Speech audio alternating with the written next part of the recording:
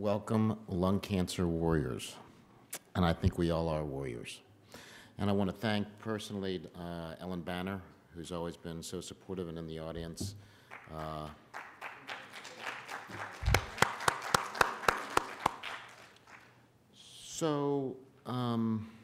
Let me just go ahead and make this a big slide presentation.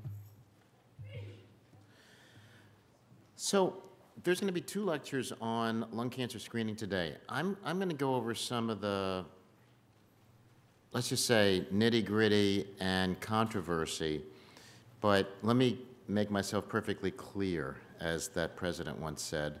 I am a lung cancer screener, but I think that you hear some things, and I think that some things get blown out of proportion. I'd like to comment on those things today. And then Larry's going to talk about how you can get screened and what we do at screening and what does screening mean for you and why it's important that it's just not a one-time deal, but it's a lifetime deal. So we're lucky in the United States that we actually do have a government that supports some funding for clinical trials. The National Lung Screening Trial was a trial that was actually launched about 10 years ago, and that trial is the largest lung cancer screening trial in the world. And over 50,000 people were screened for lung cancer using either a CT or using a chest X-ray. And the great news from that trial was that when you looked at how the patients did who were either screened with CT or screened with a chest X-ray, the patients who were screened with a CAT scan, those patients had a 20% decrease in mortality from lung cancer. That is a lot of patients that are saved from lung cancer. But that's not the only game in town. And in fact, before the government really became interested in lung cancer screening, the march was led by Claudia Henschke and David Yankelevitz at Cornell, setting up what's called the International Early Lung Cancer Action Project, in which just in the United States, over 35,000 people were screened, and there's 37,000 or so rescreens. And 500 cancers in the United States were detected by this, and the results, well, I don't have to say they're very encouraging. I can show you this graph. This is a survival graph. This shows that the patients on this line here have survived 10 years from the time of their lung cancer. That is 90% of those patients, if they were operated on within a month of finding, were alive at 10 years. That is better than the overall survival of lung cancer, which Abe can tell you about, which is disappointingly low for all patients. Now, do all patients do like this that get screened? Well, not everybody does the same. And we need to find out why this person who supposedly had the same size nodule, who had the same operation, who was the same age and had the same smoking history, that person did differently than the person up here on the blue line. And that's what we have to find out so that we can treat patients better.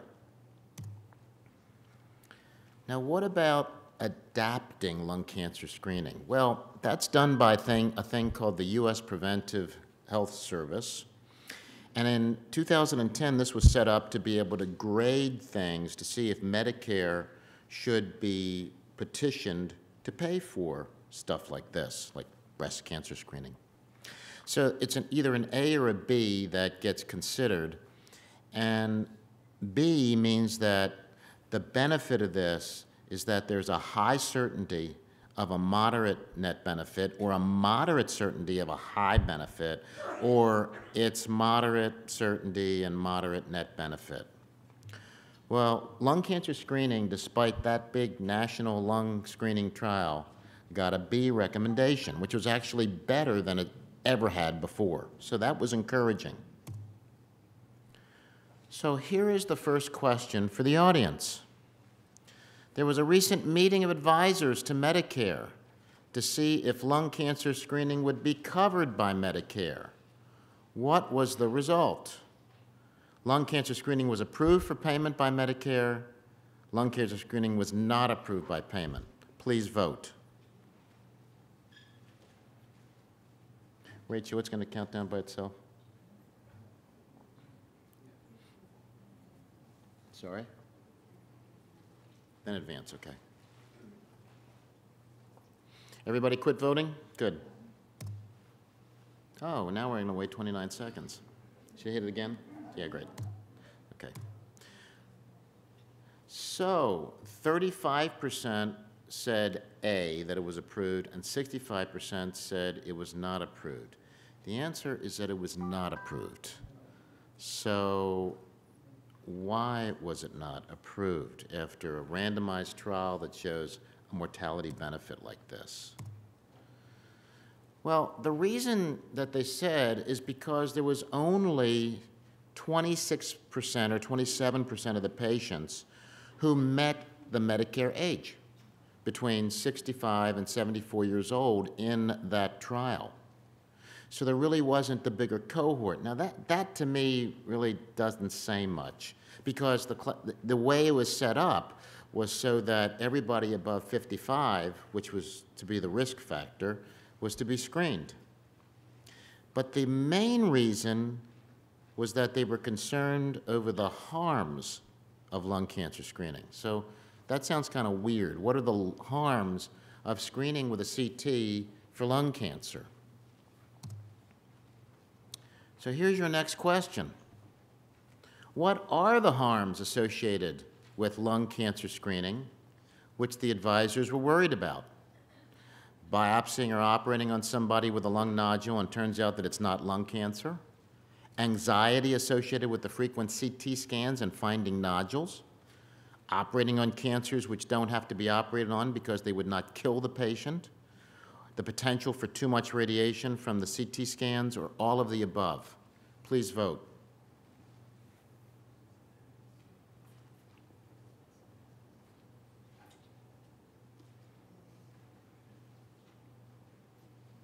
All votes in?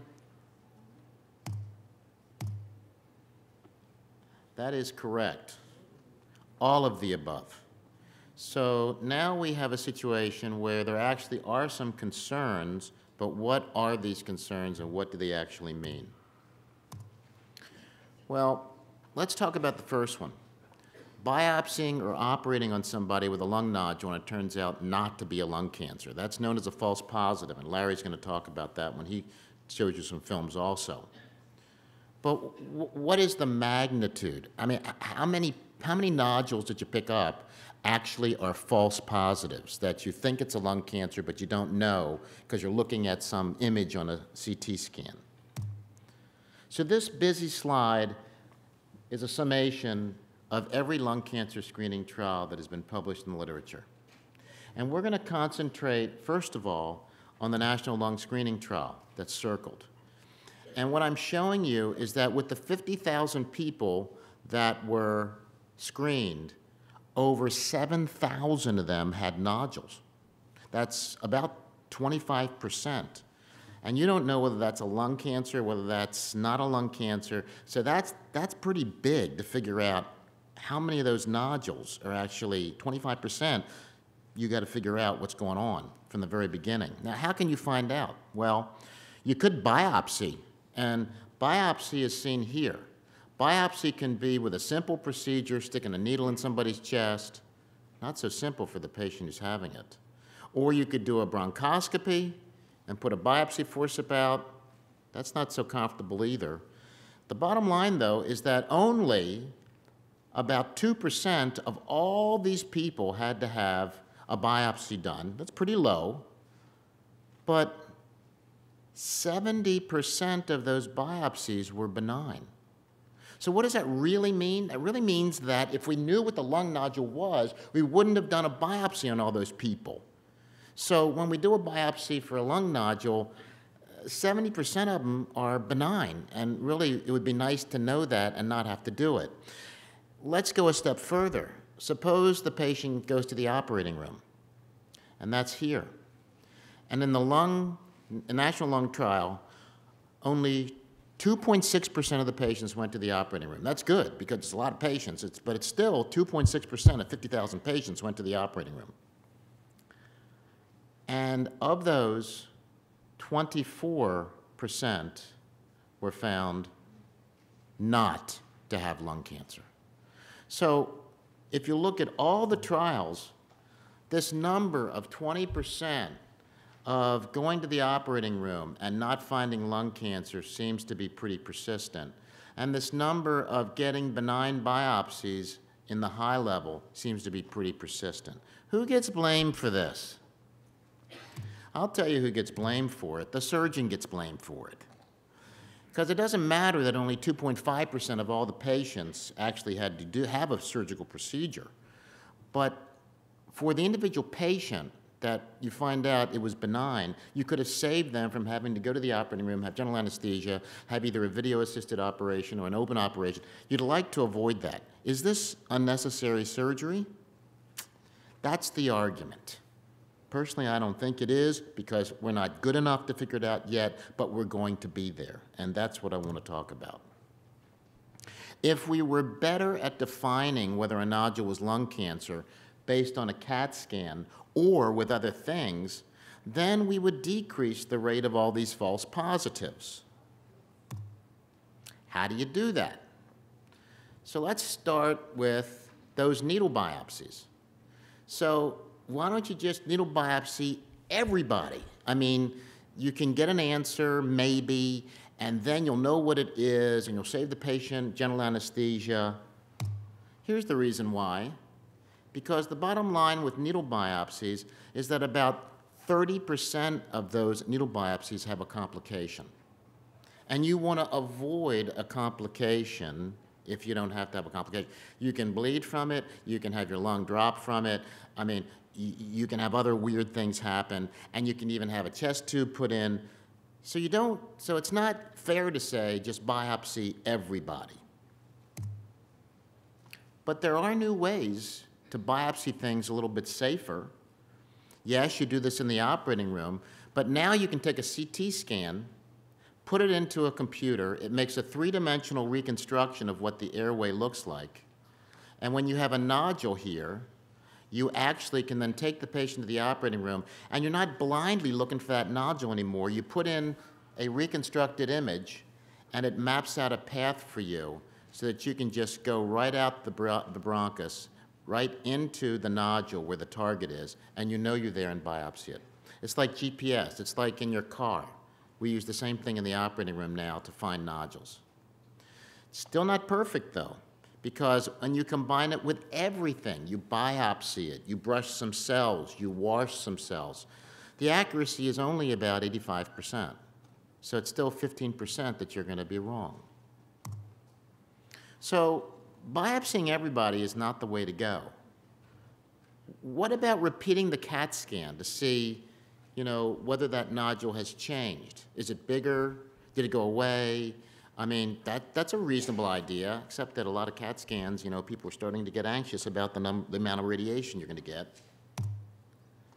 This is what we're talking about. Larry will show you some other examples. Look at the timeline here. This is 2009 and this is 2011. And here you have a nodule that has this area around it you can see through, and you got a solid portion. And over 2 years, this got a little bit bigger. So you'd have to watch this patient to see how slow the growth is. And then you have other situations like this, where there's only one part of the nodule that you worry about, this part that looks whitish, and it looks more whitish here. That's the bad part of the nodule. That's where it's invasive, and that's what you have to be able to concentrate on with serial CTs so you know if that's changing or not. So it's a good idea to follow CAT scans, and you can see what the nodule does, and you can actually lengthen the time before a patient has to have a definitive procedure.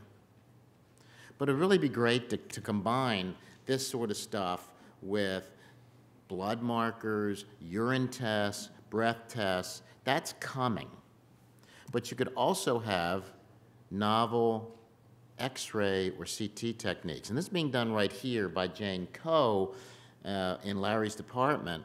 you can actually take the nodule and you can actually take all these little pixels and define certain areas of interest to really define where the bad area is, what the extent of it is, and actually in a three-dimensional configuration. And that will help you diagnose the nodule and also potentially tell you how bad the nodule is, which is another important consideration. So using CAT scans and modifying how we look at them is something that we're doing with screening to try and help us figure out how to decrease false positives. Now, there's something else that we're worried about, and that's called overdiagnosis. When I first heard of this about 15 years ago, I didn't believe it. I mean, how can you have a lung cancer that doesn't kill you? Well, it turns out that we're now, with CT scanning, seeing these early lung cancers that really evolve so slowly that we never knew about.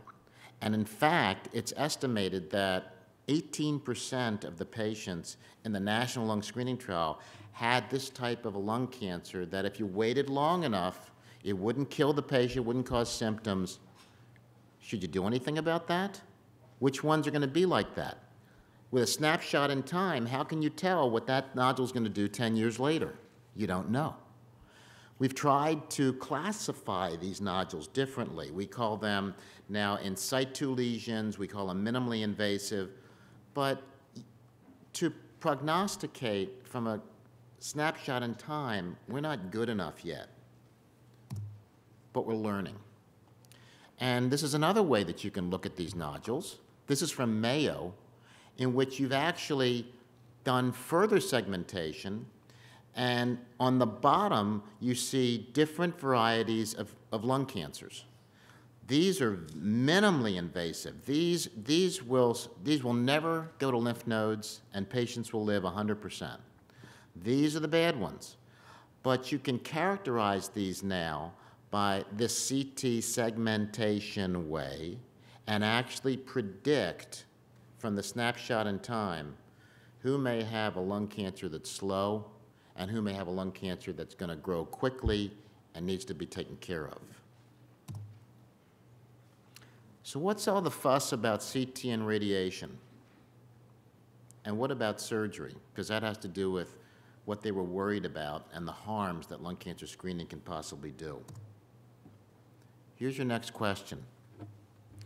CT screening should be limited to individuals over 50 years of age in order to reduce the chance of radiation-induced cancers. True or false? Please vote.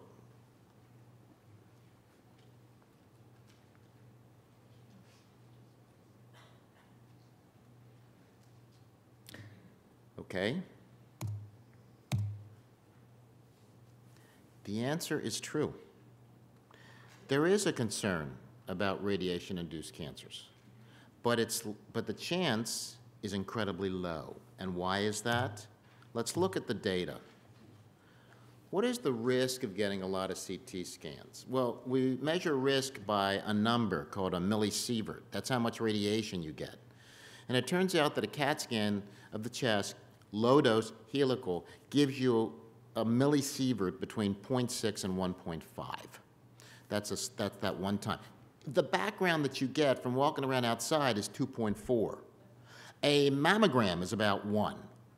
So if you actually take somebody, yes, if you started screening a patient who was 40 years old and they had to get a CT every year, or if they had to get multiple CTs to follow nodules, yeah, you may reach a limit, and the limit is 50 millisieverts. You worry about when it gets to 50. Now, the average age getting lung cancer is going to be in the 60s. That's not really a big worry. Plus the fact you really don't worry in the 60s about whether you're going to have more children, I think. So radiation, yes, you think about, but it should not cause the hysteria that some of the people have been promoting about lung cancer screening. Okay, finally, what I do, among other things, and that's surgery. Is surgery safe if you have somebody that's found to have a lung cancer on a lung cancer screening exam?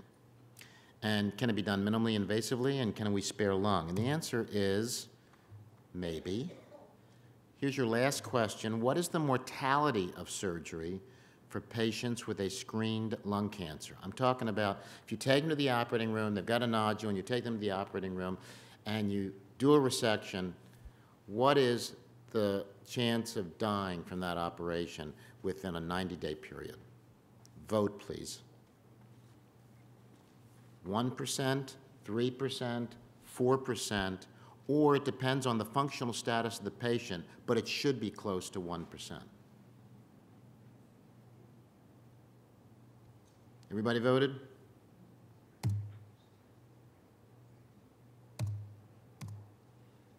Really good. That's exactly right. You have to personalize who you operate on. And that's why we have multidisciplinary lung conferences with Abe and with the pulmonologist to sit down and go over patients to figure out this patient has this risk, this patient has that risk, this patient should be treated this way, this patient should not be treated this way. But overall, the good news from the international I-ELCAP study, from Dr. Henske's study as published by Dr. Flores recently, of 492 patients having surgery, the operative mortality was 1% or less in 2 time periods. So that's very safe. Number 2 is that we're using more minimally invasive techniques. We don't do this much anymore. We do this, this, and this. And if your doctor says he's not going to do this, this, and this, would you give me a call, please? Thank you. So the other thing is we're using more PETs to figure out what's going on. And we're actually taking smaller pieces of the lung because these nodules we're picking up are getting smaller and smaller, and not all of them may be as invasive as we think, so we're tailoring the operation for the patient's disease. So what can you take away from lung cancer screening, at least at this point? There are unnecessary risks for lung cancer screening, and it starts with the proper risk selection of screen candidates. We've got to figure out who is the best group to screen. Which lung cancers are really overdiagnosed, meaning that you don't have to do anything about those lung cancers? We don't know yet, but certainly with better radiologic techniques and better knowledge of the biology of these tumors, we're going to figure that out. New technologies will help us answer how to decrease false positives, so we're not operating on patients when we shouldn't. And then lastly, surgery for the screened lung cancer patient is safe, and the mortality for that should be close to 1%, depending upon how functional the patient is. I want to thank NYU for all the support they give my group, working with Abe, working with my pulmonologist, the support from the Banner Foundation, and I'll be happy to take any questions. I'm going to have to take a conference call from the National Cancer Institute at 12 o'clock. Thank you.